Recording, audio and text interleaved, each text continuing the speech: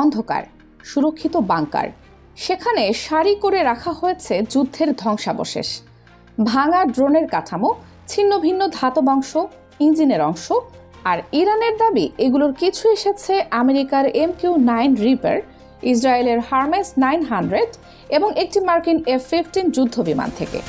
শুক্রবার প্রকাশিত নতুন ভিডিওতে এসব ধ্বংসাবশেষকে নিজেদের যুদ্ধের ট্রফি হিসেবে বিশ্বের সামনে তুলে ধরেছে ইরানের ইসলামিক রেভলিউশনারি গার্ড কোর বা IRGC।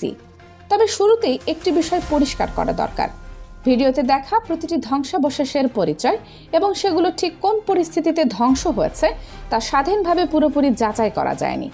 আন্তর্জাতিক সংবাদ মাধ্যমও মূলত ঘটনাটিকে ইরানের দাবি হিসেবেই বর্ণনা করছে। কিন্তু প্রশ্ন হলো, তাহলে এই ভিডিও নিয়ে এত আলোচনা কেন? কারণ যুদ্ধের ক্ষেত্রে একটি অত্যাধুনিক বিমান বা ড্রোন ধ্বংস হওয়া শুধু কয়েক কোটি ডলারের ক্ষতি নয়, তার সঙ্গে জড়িয়ে থাকে প্রযুক্তিগত শ্রেষ্ঠত্বের ভাবমূর্তি, গোয়েন্দা সক্ষমতা এবং সবচেয়ে গুরুত্বপূর্ণ প্রতিপক্ষের উপর মানসিক চাপ তৈরির ক্ষমতা। MQ-9 রিপার কোনো সাধারণ ড্রোন নয়। দীর্ঘ সময় আকাশে অবস্থান করে নজরদারি, গোয়েন্দা তথ্য সংগ্রহ এবং প্রয়োজন হলে হামলা চালানোর জন্য এটি বহু বছর ধরে মার্কিন সামরিক শক্তির অন্যতম গুরুত্বপূর্ণ প্ল্যাটফর্ম।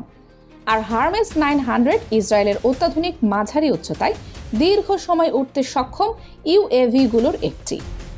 ফলে ইরান যদি সত্যি এসব প্ল্যাটফর্মের একাধিকটি শনাক্ত করে ভূপাতিত করে থাকে, তাহলে সেটি তাদের আকাশ প্রতিরক্ষা ব্যবস্থার জন্য গুরুত্বপূর্ণ সাফল্য। গত কয়েক মাসে ইরান একাধিকবার MQ-9 এবং হারমেস 900 ভূপাতিত করার দাবি করেছে।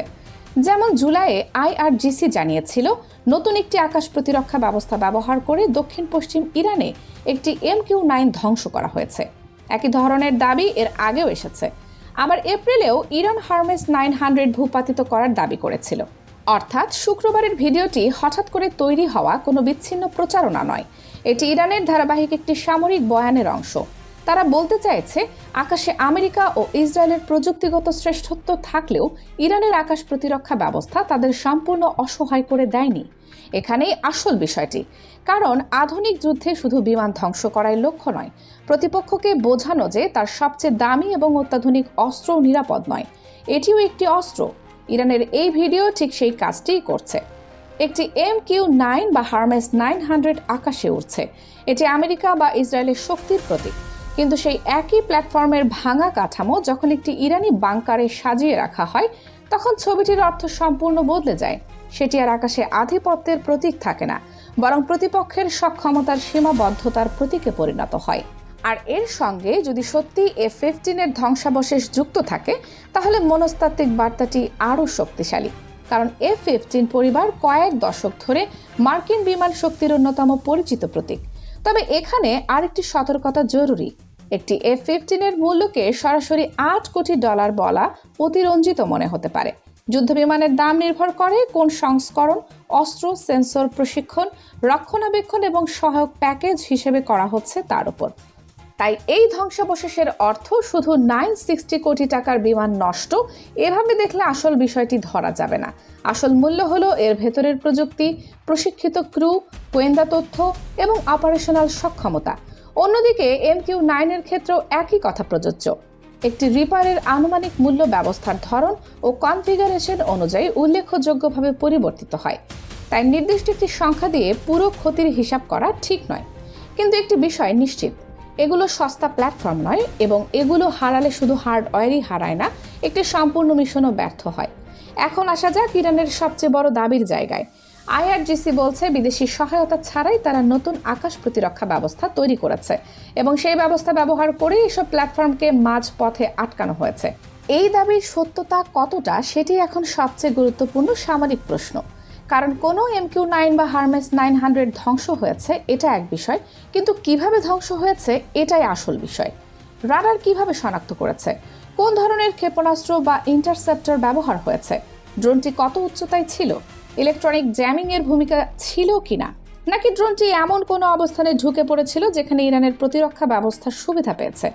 এসব প্রশ্নের উত্তর ছাড়া শুধু ধ্বংসাবশেষ দেখে ইরানের নতুন প্রতিরক্ষা ব্যবস্থার প্রকৃত সক্ষমতা নির্ধারণ করা সম্ভব নয়।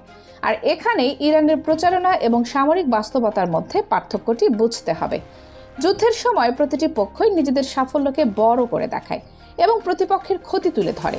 তাই এই ভিডিওকে সরাসরি আমেরিকা বা ইসরায়েলের আকাশ যুদ্ধের পরাজয়ের চূড়ান্ত প্রমাণ বলা যেমন ঠিক হবে না, তেমনি এটিকে নিছক প্রচারণা বলে উড়িয়ে দেওয়াও ঠিক হবে না। কারণ ইরানের MQ-9 ও হারমেস 900 ভূপাতিত করার দাবির একাধিক ঘটনা এর আগেও প্রকাশ্যে এসেছে, আর এই ভিডিও সেই দাবিগুলোকে দৃশ্যমান প্রমাণ হিসেবে উপস্থাপনের চেষ্টা করছে। এর সঙ্গে যুক্ত হয়েছে হরমুজ প্রণালী নিয়ে ডোনাল্ড ট্রাম্পের সাম্প্রতিক বক্তব্য। 12 আগস্ট ট্রাম্প বলেছিলেন, যুক্তরাষ্ট্র হরমুজ প্রণালী পুরোপুরি নিয়ন্ত্রণ করছে, আর কেউ নয়, শুধু আমরাই। ফলে একদিকে ওয়াশিংটন যখন সামরিক নিয়ন্ত্রণের বার্তা দিচ্ছে, অন্যদিকে তেহরান তার বাংকারের ভেতর মার্কিন ও ইসরায়েলি সামরিক সরঞ্জামের ধ্বংসাবশেষ দেখিয়ে সম্পূর্ণ বিপরীত একটি বার্তা দিচ্ছে। অর্থাৎ বার্তাটি যেন এমন, তোমরা সমুদ্রপথ নিয়ন্ত্রণের দাবি করতে পারো, কিন্তু ইরানের আকাশে ঢুকলে তোমাদের সবচেয়ে আধুনিক প্ল্যাটফর্মও ঝুঁকিমুক্ত নয়। এটি আসলে তথ্যযুদ্ধের একটি গুরুত্বপূর্ণ দিক। যুদ্ধক্ষেত্রে একটি বিমান ভূপাতিত করার চেয়ে সেই বিমানটির ধ্বংসাবশেষ সারা বিশ্বের সামনে প্রদর্শন করা অনেক সময় বেশি কার্যকর প্রচারণা তৈরি করতে পারে। কারণ একটি ক্ষেপণাস্ত্র আকাশে দেখা যায় কয়েক সেকেন্ড, কিন্তু একটি ভাঙা F-15 কিংবা M9 এর ছবি মানুষের মনে থেকে যায় অনেক বেশি সময়। তবে এর উল্টো দিকও আছে। এই ধরনের ভিডিও প্রতিপক্ষকে ভয় দেখানোর পাশাপাশি নিজের জনগণকেও আত্মবিশ্বাসী রাখার কাজে ব্যবহার করা হয়। দীর্ঘ যুদ্ধের মধ্যে একটি দেশ যখন বারবার হামলার মুখে পড়ে, তখন তাকে প্রমাণ করতে হয় তার প্রতিরোধ ব্যবস্থা এখনও কার্যকর। ইরানের এই ভিডিও সেই অভ্যন্তরীণ বার্তাটিও দিচ্ছে। তাই এই ঘটনাকে শুধু আমেরিকার লজ্জা বা ইরানের বিজয় হিসেবে দেখলে বিষয়টির গভীরতা হারিয়ে যাবে। আসল প্রশ্ন হলো, ইরান কি সত্যি এমন একটি আকাশ প্রতিরক্ষার সক্ষমতা তৈরি করেছে যা আমেরিকা ও ইসরায়েলের উচ্চমূল্যের বিমান ও ড্রোনের জন্য নতুন ঝুঁকি তৈরি করছে? যদি উত্তরটি হ্যাঁ হয়, তাহলে এর প্রভাব শুধু ইরান আমেরিকার সংঘাতে সীমাবদ্ধ থাকবে না। কারণ আধুনিক যুদ্ধে আকাশের শ্রেষ্ঠত্ব ধরে রাখার অর্থ হলো গোয়েন্দা তথ্য সংগ্রহ, নির্ভুল হামলা এবং প্রতিপক্ষের প্রতিরক্ষা ব্যবস্থাকে অকার্যকর করে দেয়া। সেখানে একটি তুলনামূলকভাবে কম খরচের প্রতিরক্ষা ব্যবস্থা যদি কোটি কোটি ডলারের প্ল্যাটফর্মকে ঝুঁকিতে ফেলতে পারে, তাহলে সেটি সামরিক কৌশলের হিসাবটাই বদলে দিতে পারে। আর সেই কারণেই ইরানের বাংকারে সাজানো এই ভাঙা ধাতব টুকরোগুলো আসলে শুধু যুদ্ধের ধ্বংসাবশেষ নয়, এগুলো একটি বার্তা। আধুনিক যুদ্ধে প্রযুক্তির শ্রেষ্ঠত্ব মানেই সম্পূর্ণ নিরাপত্তা নয়। আর সেই বার্তাটির সত্য কতটা, প্রচারণা কতটা, তার চূড়ান্ত উত্তর দেবে যুদ্ধক্ষেত্রের প্রমাণ, ভিডিও নয়। কানিজ ফাতেমা সোমা, 0 TV।